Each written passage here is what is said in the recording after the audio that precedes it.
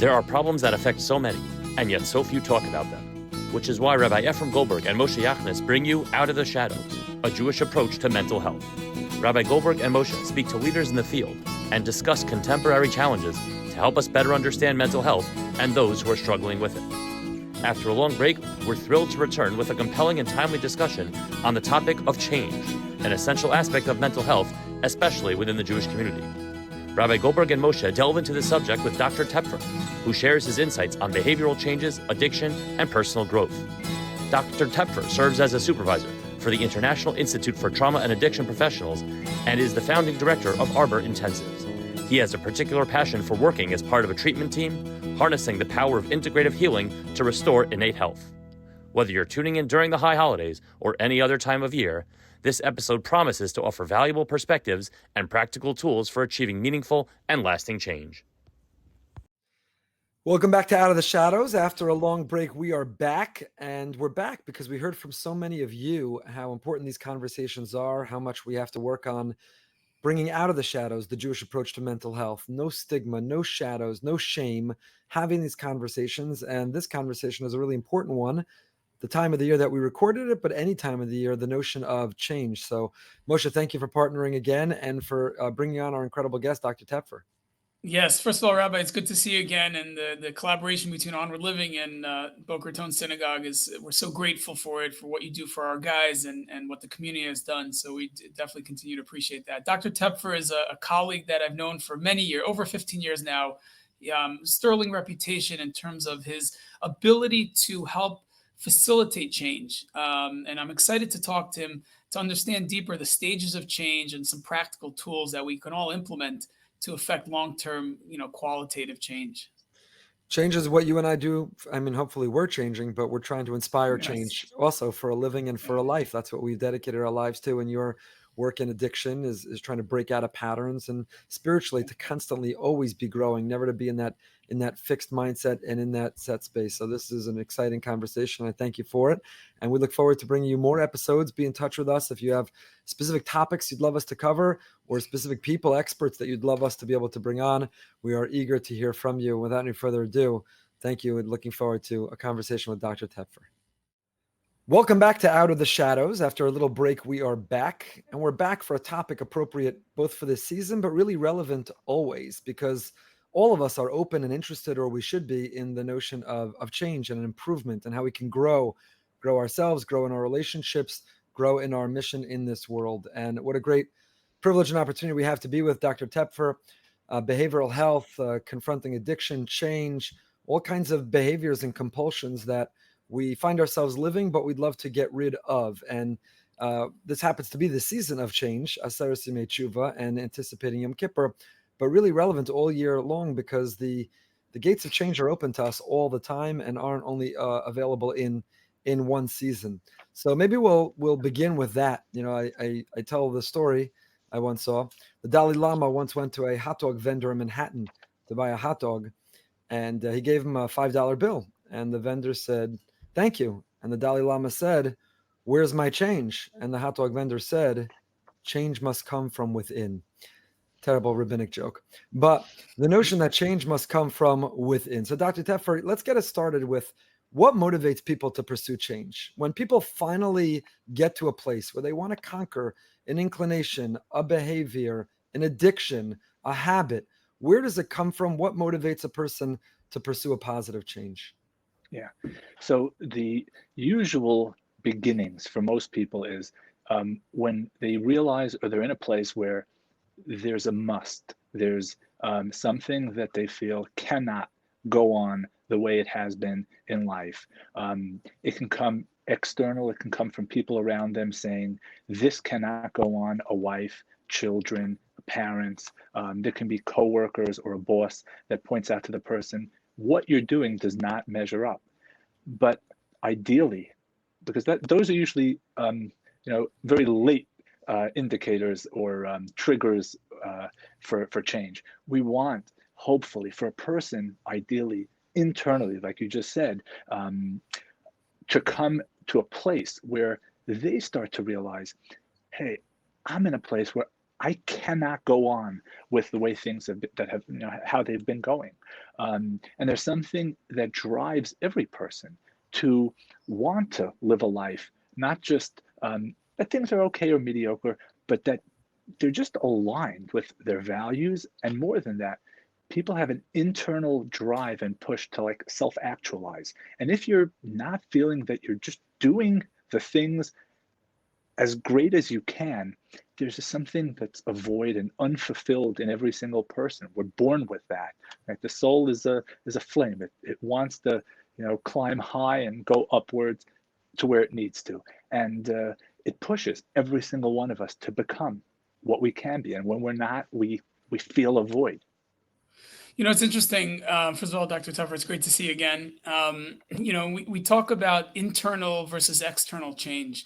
I was wondering if you could elaborate a little bit, from a therapist perspective. When you see somebody that maybe comes into the office, they might be motivated externally, as you mentioned, or there might be some void or something inside of them that's driving, or maybe a combination. Is there a way to, maybe if you could just elaborate, when somebody comes to that, to the therapist's office, how does a person know if it's an internal, it's external, Yeah. and what's longer lasting? If you could just elaborate on, Yeah. on those Yeah. two levels of motivation. Sure. So I think it so depends. I'll generalize. If we take, for example, in the world of addictions, I would say an overwhelming majority of the cases will come into an office or into an intensive or into a rehab with an external motivating force. And the simple reason is because part and parcel of the disease of addiction is going to be the denials, the minimizations, the justifications, the excuses, and so therefore it's going to take so often the pressure and the clarity and the honesty of siblings, of children, of coworkers, of friends. I was just it's daily. I was sitting in my office last night late with 7 family members, and not the individual who's still not ready to come. How we're going to get this individual to realize that he has a problem with gambling now that he's lost hundreds of thousands of dollars of the family money. So often in the world of addiction, we're going to see the beginning of the journey being an external motivation. We said there has to be a point for it to last where the denial is broken through, and the person isn't just pacifying, or isn't just pleasing, or isn't just accommodating and putting out fires around for the people around him coming into treatment, but that he or she buys in and really sees. And the buy-in isn't all that hard, because addiction, or anything else for that matter, at the end of the day does not work. So we're not selling, a used car here for someone. It becomes self-evident and obvious to a person. It's really just showing them that it's not working in their lives.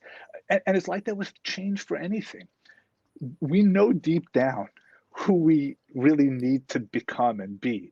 And when we have someone who points that out, or who reminds us of that, it clicks. And we push off, we try to deny, we're lazy, but we know in a very, very deep place the truth of that.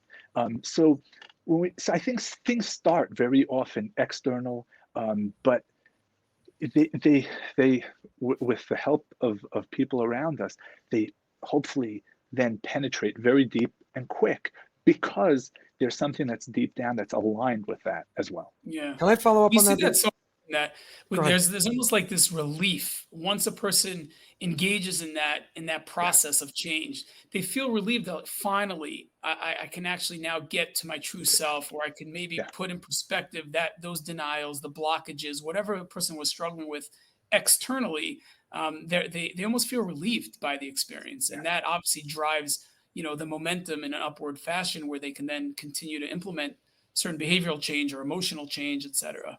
And I'm sure you see that also on the spiritual side Rabbi Goldberg, where somebody is coming into shul maybe a little apprehensive, maybe because there's some social pressure, but then when there's a certain level when they engage in that change, there's like a relief. Finally, there's some connection that's being made. Yeah, absolutely. Because when a person is realizing their true self and they're in contact with their best self, there's no greater pleasure. So yeah, whether it's the external intervention that made them face and hold them accountable, or internally they're driven, there is that relief. But as I'm listening, I'm sure people watching and listening to Dr. Tepfer we've gone from the continuum, right? Let's say there's external intervention that motivates the change, and now it becomes internal and it brings the relief, Moshe, that you described. But now somebody says, great, so now I'm motivated, but how do I change? Because so many people watching and listening, and if we're honest, maybe a little piece of ourselves, we've tried changing so many times, changing our punctuality and what time we get to shul, changing not eating the potato chips or ice cream late at night, changing not losing our temper and raising our voice. And we've been motivated. We're inspired. It's the season of it. And we promise and swear and pledge that this year is going to be totally different. So all the ingredients of change are there, but we don't know how or what to do. And my understanding is the research shows that willpower alone won't do it. And the Torah sources reinforce that the Yetzer Hara, it's miskaber adam kol yom. It overcomes us every day. And the notion that we're going to simply overpower that impulse is a losing proposition. So give us some ingredients to the people listening, to us, to me, of going from the motivation, be it external or internal, to now what do I implement? How do I finally make real lasting change? Yeah, sure. So, there's a phrase that we use. I'll borrow from addiction, from recovery. There's they call it first order change and second order change. And in a nutshell, just to take a recent example as well, first order change is this very superficial attempt or claim based on inspiration and based on a realization that I need to change. That, you know what? Okay, I'm stopping to watch that, or I'm stopping to eat that, or I'm stopping to say that, or I'm stopping to be that. Okay, I have no intention to make it broader or to make it deeper and to go into anything other than that simple, specific behavior. So, for example, I'm not going to gamble anymore. Right? This is a recent example. Now, my wife is still not going to know about all the money we've lost. I'm not making any of the accounts that I spend money from transparent. I'm not banning or blocking myself from any of the online casinos or gambling. And I'm going to do it very, very, occasionally and recreationally, like just fantasy football. But aside from that, I'm staying away from it, and I'm not going to, right? So that's first order change. I'm going to change on my terms, really without actually changing my lifestyle. Well, let's start with an example like addiction, and we'll get to even common everyday examples. Second order change is that everything needs to change if I want to succeed in this, meaning to say the way I approach secrets and my entire financial life. Also, what is this coming from? It might be coming from a very deep, financial inadequacy that I have to deal with because I don't measure up necessarily to my siblings or to my parents or to my friends on the block. Oh, let me work on my own self-worth. That's probably contributing to this as well. Laying out all those changes, that there are no more secrets, that I'm not doing this alone anymore, that I'm committing to going to meetings, for the next 6 months to a year, and following now the guidance of either a professional or a sponsor or something like that. And I'm not doing it alone. You understand the difference between those two is night and day. Now, let's go back to potato chips for a second, because let's leave, full-fledged addiction. Let's go to a common example, right? I have an inspiration. I want to be a better father, right? We're not talking about addiction. I'm going to be closer, warmer, more connected, spend more time with my kids, right? I went to Shul the Shabbos. The Rav gave a drush on that, and I'm inspired, right? So that will last. So Sunday, I'm going to take out my glove and probably have a catch with my kids on the front yard.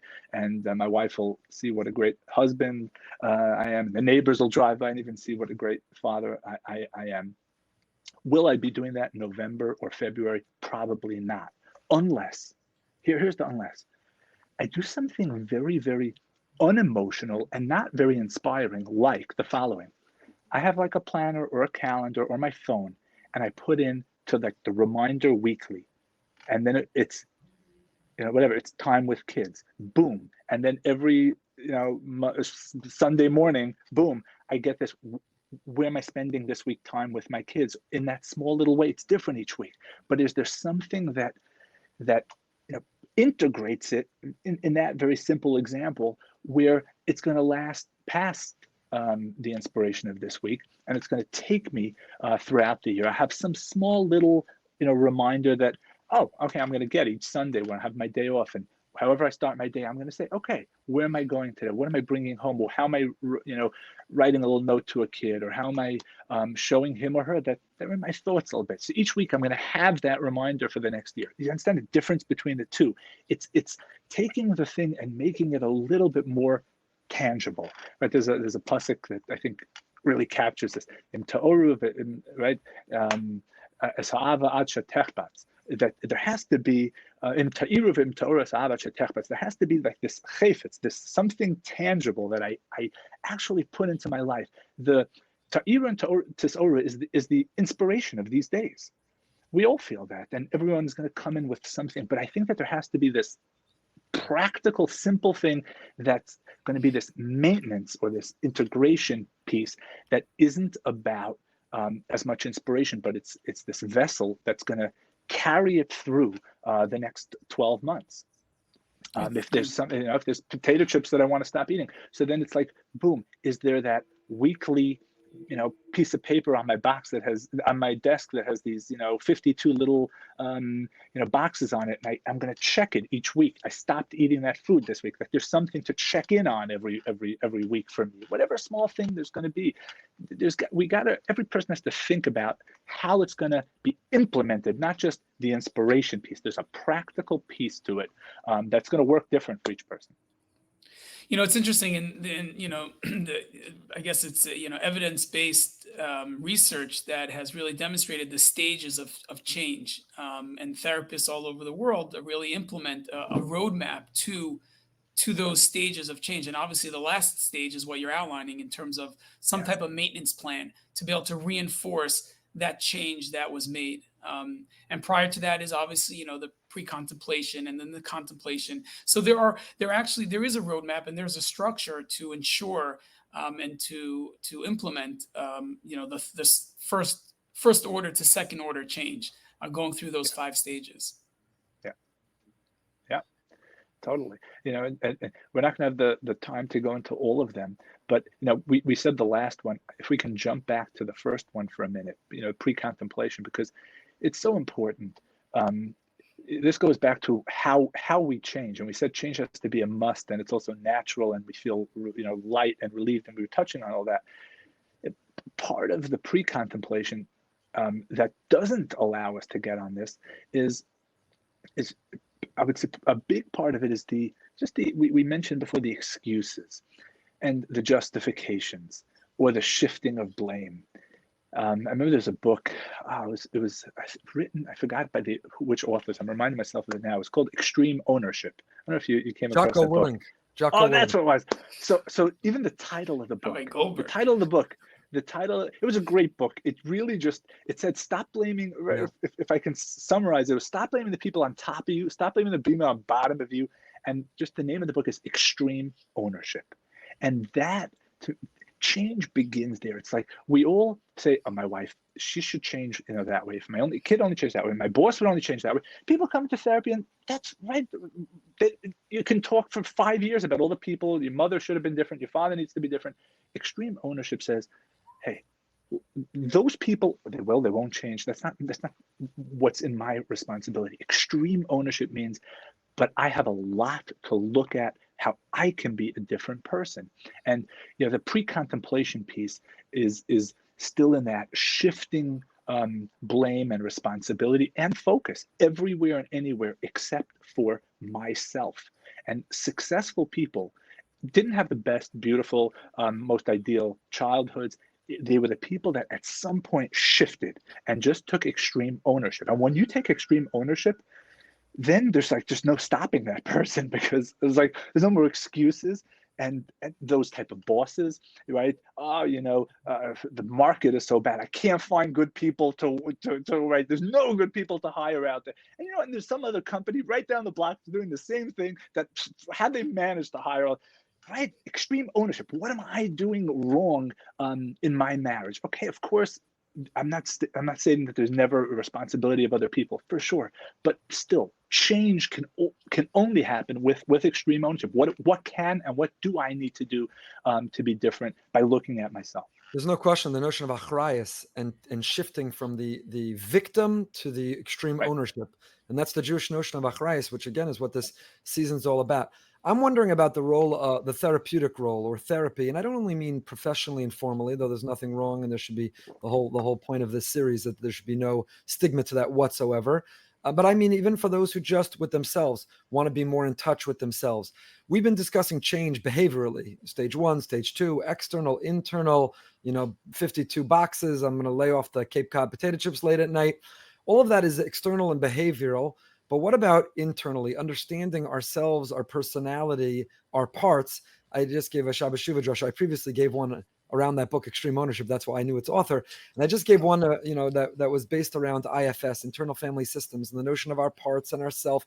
How important is, whether it's IFS or not, but the notion of the therapeutic role, right? Because if a person wants to change, but the reality is that until they address that nagging part in themselves, the exiled part of themselves, until they address whatever it is inside them that needs to be healed or heard or spoken to, they're not going to change. All the checklists in the world, all the accountability partners in the world, all the behavioral tools in the world.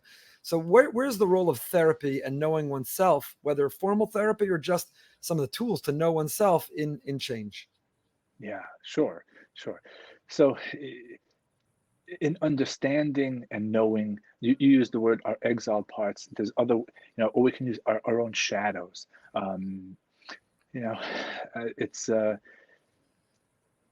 that journey takes place for people in different ways. I think that there are some people, many people that will benefit, and not only will benefit, probably is necessary to at some point enter into the therapy process. And with the good, skilled therapist that they're working with, will finally be able to see all either the blind spots, the shadows, the distorted thinking that they're going through, and there's no question that that's the appropriate thing. But that's to say that therapy becomes mandatory for all people. That's overstating something very much. And so let's ask the question is, what is the journey for us, an introspective type of person, just to do some deep, honest kind of work out there? I think that there are many tools that are out there for a person. I want to just say one very, very simple one. If a person just tries to be honest with oneself, okay, and takes a pen, the pen becomes a good friend, and a piece of paper, and gives themselves some time, quiet. There is no TV, there is no podcast, there is no music. Just a person is sitting.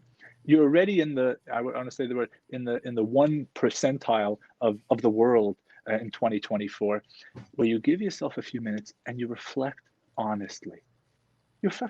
Try to do this for a few days in a row. What did I feel like throughout my day today? What was challenging? Where did I get, off-centered today? What threw me off? And as a person writes, there's a tremendous, I don't know what it is, there's a tremendous gift with a pen, or if you type, versus when we think. Somehow when we think, the way the brain works, it loops. For some reason, the thinking just gets caught in its own little pattern. And writing, there's something linear about writing. It takes you from point A on a piece of paper, if you write right to left, left to right, whichever language you're writing in. And there's a journey with writing, which does not happen with thinking. It happens in a conversation with a good close friend as well. Either of those two, but I'm talking about writing for a minute. If a person sits down and is honest, and then a person does it day in, day out, that's a way where a person can meet themselves in an honest way. It should be papers that no one else is going to look at, no one else is going to ever see. But he'll also see that or she'll also see that it takes you from a place often where you're over exaggerating things, you're anxious about things, you're very narrow in the way you begin when you write. And then suddenly what happens is that there's a hachavas hadas, there's like a little bit of a context. It gets a little bit more expansive. You're like, as you write, the brain, it's linear, meaning it's not going over that circle that it does when you have your own racing thoughts. So that's a way where a person can meet the parts of themselves, and not only that, but work through things when you don't have the ability to then sit with another person. But I want to throw in there to have a close friend. I'm going to throw out there, sometimes it's a spouse. We should all be blessed with that in our lives, and sometimes it needs to be not with a spouse. And I'll emphasize with the same gender friend, men with men, women with women, who can sometimes even identify stronger and closer to what's going on. Where a person feels safe to talk out with a chaver, to talk out with a friend, is enormously therapeutic. If you're privileged to have a rebbe, if you have a rav, to be able to talk out. I don't want to get you, busier than you are, but to be able to speak something over, and then for that person, not just to be a friend who's just a yeser but to be able to want to hear the truth, and to be able for a friend to have a friend who can tell us, I think you missed that or that, in an honest type of way. These are ways that we can really meet ourselves. If you want, there are also there are workbooks out there that specifically work with IFS, for example, where a person can take a pen and paper and have the structure even of this self-improvement type of book, where a person goes through some of the frameworks of the different parts that they grew up with or that they currently have, and that framework can help them. I think Bonnie Weiss wrote some of the workbooks relating to IFS specifically, but that's another way. So those are a couple of things that come to mind. Yeah, no, really two beautiful practical examples of, speaking out to somebody else, coming out of the shadows and sharing that with another person, that commitment or that, desire to change, and obviously committing it to pen. Great. Thank you so much, Dr. Tepfer. It's interesting. One of the things that we see a lot of is, when somebody comes definitely to a residential program, they're at their lowest and they're broken and they're beat. And we try to encourage, individuals to instill hope, and a practical way of doing that is what we call it magical thinking, or the magical question.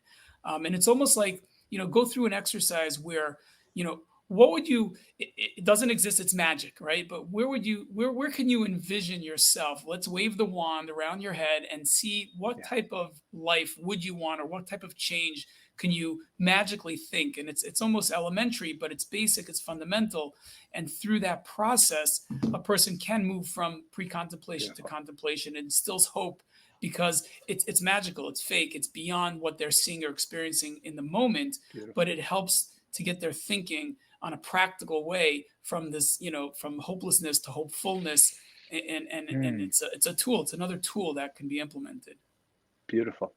What came to mind is, you see, even the Hebrew word, when a person's in a difficult place, like the word that we use is tzara, and it's one of the meanings is there's a narrowness. You don't have any vision, nor do you have any like just sight or foresight to be able to imagine anything bigger or beyond the tzara, the narrowness that you're going through right now. And the magical thinking piece, it starts to introduce to a person the possibility, and not just the possibility, the inevitability that he is going to, or she's going to emerge from that. Like what came to mind as you were saying the magical thing was, the Medrash says that when we went down to Mitzrayim, we brought with us these the trees that ultimately were going to be taken out 210 years later, and then they were going to build the Mishkan from those. So I was thinking that it's symbolized in exactly what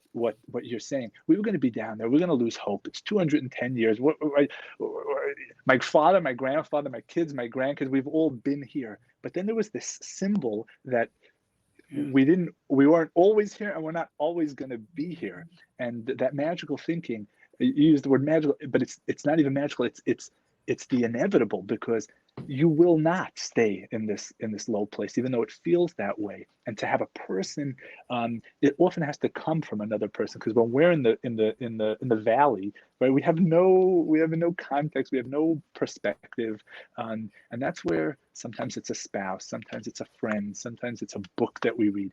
Anything that's out of our own brain, it's like expansive. It takes my own narrow, repetitive, circular thinking, and it integrates it with something else. If I hear a drush, if I hear a song, anything, it's coming from another person. Oh, my brain can then get out of its smallness, and that's often the beginning of. It's an emotional, emotional stimulant, an emotional stimulus. It's that thing that will, like you say, step outside yourself and think and analyze. Yeah. When you were describing the journaling, the Rambam writes that tshuva, a critical core part of tshuva, is vidui. A person has to confess, and they have to do it bepeh.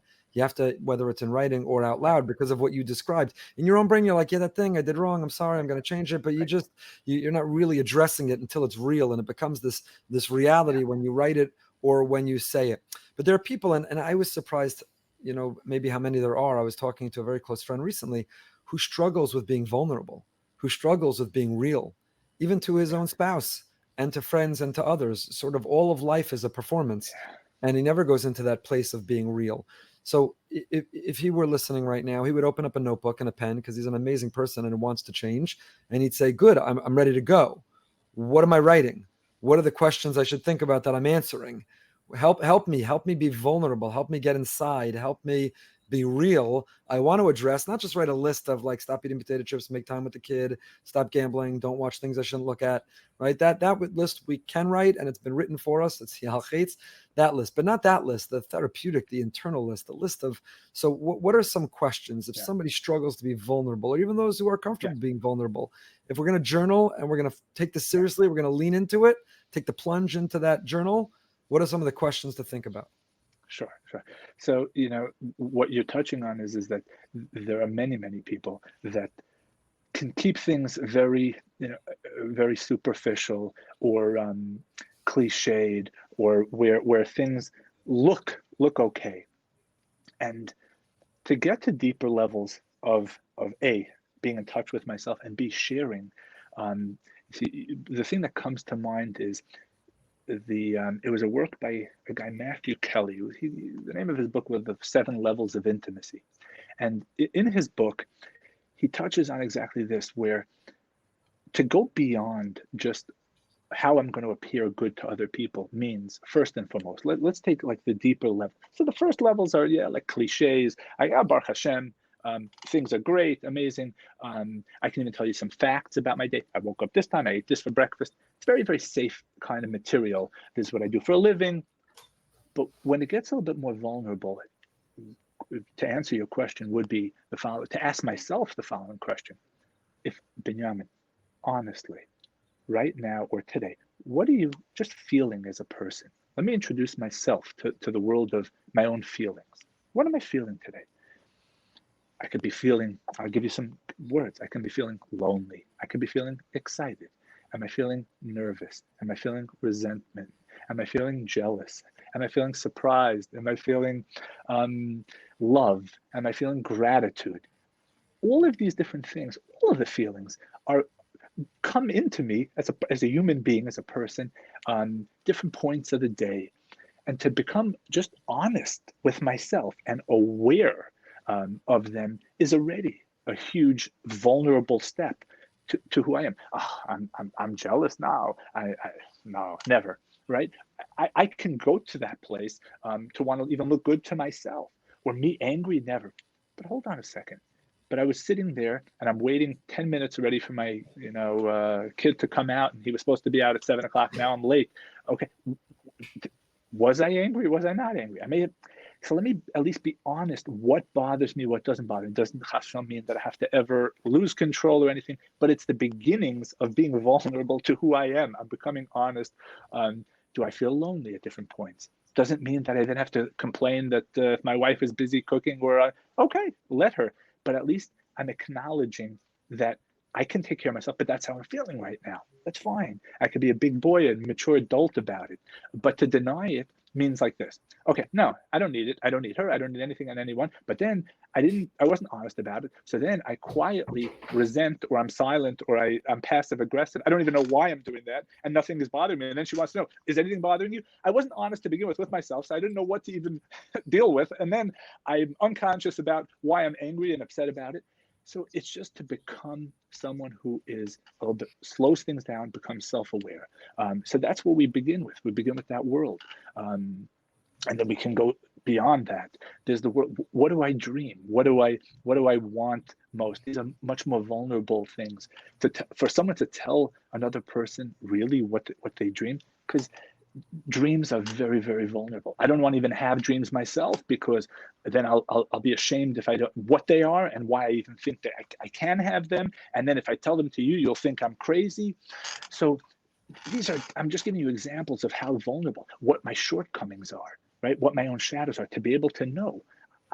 Every human being, none of us are mushlam, are complete. That's why we need each other, right? If I can sit and do therapy, I can't build a house. I need someone to come and build my house for me, and I can, do the therapy. But I'm not so good at we're not good at so many things. That's why Klal Yisrael are Ravim Zelazah. We need the collective. But so can I be honest about where I fall short in my company, that I need people to be, where I fall short in my Yiddishkeit, where I need some people to give me guidance. So it's a person to become honest. Also, what's extremely vulnerable is, what are my strengths, right? I have strengths also. That's very scary, because if that's haughty, if I acknowledge my strengths, then I don't know, then I can fail, or I could not actualize them. So if we want to really get vulnerable, it's going into these different, deeper parts of who we are, to start knowing ourselves in a much, much better way. Then step 2 is going to be having people having marriages, hopefully, where we can share some of this. And our deepest fears are often that if you really know me, you see, when you discuss vulnerability, the deepest fear is, if you really know me, you'd never love me. So what do I have to be loved? Not the real me. I have to wear a mask, or I have to just stay on the cliche, the fact, where I live, I'll tell you where I daven, I'll tell you what I do for a living, I'll tell you even what flavor ice cream I like, my favorite restaurant in Israel. I'll tell you all that stuff. Fine, that's superficial. But if you want me to talk about my feelings, or these deeper stuff, then I'm letting myself be known. And there's a deep core shame. The deepest fear in each person is, if you really know me, you'd never accept me. And the irony is, we see it over and over again. Every person who's vulnerable, every person, I don't say the word every, there are the exceptions if it's to a toxic human being, but every time a person's vulnerable, what they suddenly realize is, I'm loved more. Wow, because what do we all want? We all love each person by you being you, and more you, then I love it more, because that's what's lovable about you. I don't want you to be someone else. We're the most loved when we're ourselves. So it's when we become more vulnerable, we ultimately become more loved. We become more loved. But it's scary. We don't always believe that. And we have to sometimes point out to people, well, when someone was vulnerable to you, what did it do? Now do you see them blessed? They're like, no, that was courageous, and also they're just human. Right. So, but then why would it be different if you would share that way to someone else? No, but mine is, but everyone is okay, but not me. And ultimately we slowly, we tiptoe, our toes in to the world of vulnerability, and then we get this reinforcement, like, oh, okay, this friend doesn't see me any less, and actually, I just feel more accepted now for who I am, and then it goes on from there.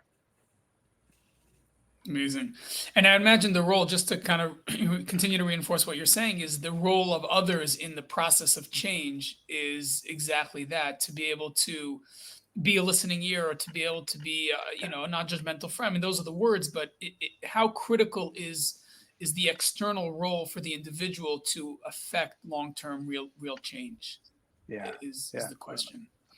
100%. It's, we in therapy, I think the new cliche, or the new term is like you hold space, right, for things, right? That's it's used these days, and I think that safe, captures it's a safe it. place. It's a Safe place, hold space, and it's that. It really is. It's like that with our spouses so often. It's like that with our children. It's like that and it's like that with our friends. It's like that with ourselves, where so often it's not about some major suggestion or idea, but it's to allow a person to be held, to be understood fully, and you stay present with them, and to give the autonomy to get to that person to be able to change. Because it's interesting. It's like, let's go back to change. How does a cut heal? Right? You really, what we need to do is we don't have to do so much for things to heal physically. A bone, we have to set it. We have to create the right setting for the wound. Right? We disinfect it, we bandage it, and then it miraculously, there's a healing that takes place. And I see this. I always feel like I'm trying to describe. So how does healing take place? I'm working with trauma, and we're all, if you're in addictions, you're working with tremendous amounts of trauma. How does healing take place? And I think it's that. It happens because healing is innate. Like physical healing is innate. We're created with emotional resilience. Healing is also innate. We heal, but what do we need? We need the right context to be created, and often it's the therapy room, it's the intensive program, it's the residential treatment, whatever it is, or it's the right friendship or the marriage. Hopefully, these are healing places where the shul. Then The shul is a beautiful platform yeah, for spiritual change, for that healing to take place. 100%.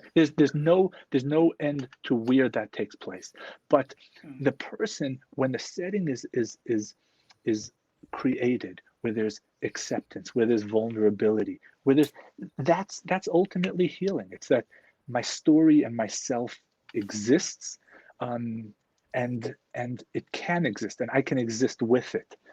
That's healing in a nutshell. How to create that takes a lot of skill, and it takes a lot of work to be a witness to that in a real way, for ourselves, for the people around us. But ultimately, that change happens almost innately as a result of that. You're dedicating your life, your career to healing people and to helping them change. What have you seen, and what do you see are the biggest obstacles to change when people try to change, but it doesn't work, it doesn't last? What are the biggest obstacles and pitfalls? Yeah. And what are some of the ingredients that are the most helpful, that are the most important, that are the biggest tools to be able to succeed? Yeah. So the first thing that comes to my mind, there's a fellow who was here Sunday, but it's not just this Sunday, it's every Sunday, and it's every day, more or less. The person will come in and says, and I'll say, oh, what brings you in? And they'll say, well, you're the the 9th or the 4th or the 12th therapist that I've been to, and nothing has helped up until now. And I'll be honest with you, I don't think this will help very much either. I don't think anything can help. So the first obstacle of change is always this hopeless despair that there is nothing out there that will actually help and that will change. And to me, when I hear that, you ask how to overcome that. When I hear that, it's never true. It's never true. The change is part of creation. Nothing is static. His age is not going to change. Her age is never going to stay the same. Of course, it's going to change. Of course, it's going to move. The seasons are going to change, and so will this individual change. There are things that he's holding on to, or she's holding on to. There are patterns. There are beliefs that this person is not willing to let go of, and that's what we have to look at. That's what we have to work on. What's getting in the way? But if we get out of the way, healing is going to happen, needs to happen, and will happen. So I try to give that message to the person, that the person really doesn't have to feel like this is something that they have to climb to the heavens to get. It's there, and we just have to really identify the obstacles. And sometimes the obstacle is that there wasn't that level of work that they needed to get. Sometimes they were doing something that was very inadequate in terms of what they needed to actually have in place in order to make the changes. But if you're willing, I always tell a person, if you're willing to go to any length, and I'll go there with you, you will change. But you have to be willing to do whatever it takes. I've never met a person who says, I'm ready to do whatever it takes in order to change, that hasn't changed, that hasn't grown. So when there's that extreme ownership, I've never seen that. How quick will it be? That's a different question, and that of course is the next obstacle to change, which is real change, lasting change. These aren't things that we snap our finger and that happen overnight. The difference between usually unhealthy behaviors and healthy behaviors are unhealthy behaviors. The delivery time is very quick with unhealthy behaviors, right? Like, they say, like, how quick can Domino Pizza deliver? Like, they will, you do something unhealthy, boom, you get reinforced that second. But you want to get in shape, or you want to have a better marriage, right? You start doing the right things. There's like a lag. There's always a long delay. What's that delay? The delay is weeks. The delay is months. I've had so many people, and Moshe, I'm sure you can identify, they will start therapy or start residential work or any intense work on themselves, and initially they will go through a very raw kind of state. They felt even better before they walked in, and because they're opening things up, they're looking at themselves, and it's not yet worked through. So there is a long lag effect, and that's number two that comes. You start a marketing campaign for your business. You're only spending more money right now, and I'm going to all different areas just to show that follows through. You're not going to see anything 3, 4, 5 months. What's going on? Oh, boom! But then suddenly things start to kick in, and then the clients start to come. Or then there's a lightness. Or then there's how many examples come to mind where a guy will come and say, a guy just from Arbor, a guy just came in on Monday. So he comes back after Rosh Hashanah, and he says, I have these friends that I haven't been with, and they say, Yossi, there's something different about you. There's something different about you. How long did he have to do? How much work did it take for him to get to that where these people noticed? You're talking about months and months of work. But the things that are unhealthy, boom, they deliver right away. So these are some of the things, if we just at least know, what the hero's journey entails, then we're more prepared for it. And it's good to have a guide. And these are some of the things that initially we will feel hopeless, and everything has, anytime we've tried before, it hasn't worked, it hasn't helped. But if we take some of the things that we've mentioned here today, then things can and will last. And if we realize that that there's needs to be a lag, it's got to be a fair thing, right? You can't just have like good and it's got to be bechira. So one has to, you have to like load the other side, because the good is so good that it's got to have equal. It's got to have equal effort, and that is the lag time that it takes to start kicking in. Yeah. Another thing that's amazing, what you just outlined is so true in terms of, getting to the results and the outcomes that a person wants. It doesn't happen overnight. It can happen overnight. One of the things that we talk a lot about is a directional change. And, the outcome might take months and even years, but the directional pivot to the right or pivot to the left is what's, it's what's being asked for today. So you have a concrete energy output that's done, a decision made, and then whether it's a directional decision is really what I'm referring to, and that can happen, and that can you can look backwards at yesterday or last week and see, okay, I'm moving in a different direction. I might not be at the outcome yet, I might not see the results, but I can very clearly identify that the direction has changed, and that's very empowering to an individual. And a way that they say that to implement that is to start identifying oneself in a very different way. Meaning, let's say I want to start running, right? So I can say, I run 5 miles on Sunday. If I want to run a marathon, so the directional change can be, I'm a runner. I start identifying myself. Now, being a runner, I guess you run 5 miles, maybe you run 7 or 8 miles. You start really, like in a marketing campaign, you start to label things, and that like creates the emotion around the thing. It's an identity. You have to, let's say there's a candidate, you have to re-identify that or rebrand that candidate. So we rebrand ourselves. I'm a healthy eating type of person. Okay. Oh, so now I'm still struggling. I'm not there yet, but it's going over that. It's almost a marketing campaign for self, where that becomes the new identity of who we are. It's not just another thing, right? And it's interesting. We'll have a Hasidic taichan. It says that the Gemara says, shuvu banim, right? And it says chutz me'acher, except for acher. Acher was the one who heard, not acher. It's like tshuva doesn't work when chutz me'acher. It's like, oh, this other person is gonna, start. It's like it has to become ani. It has to like be the new I. It can't just be there's this other, not fully changing my identity, but I'm going to do something somewhat different. It has to actually be that. I think the Rambam's language is right. You become an ish acher, an actual other person in the process, and I think that's the directional change we're saying. And then it's interesting. They have it with seeing yourself as a successful person in the world. If I'm a successful person, I happen to be going through a slump right now financially. Okay, but I'm I'm a successful person. So then I'll get through it. But once I start changing the identity that I have, I'm a lo yutzlach. I am a person who can't get anything right, who doesn't fail.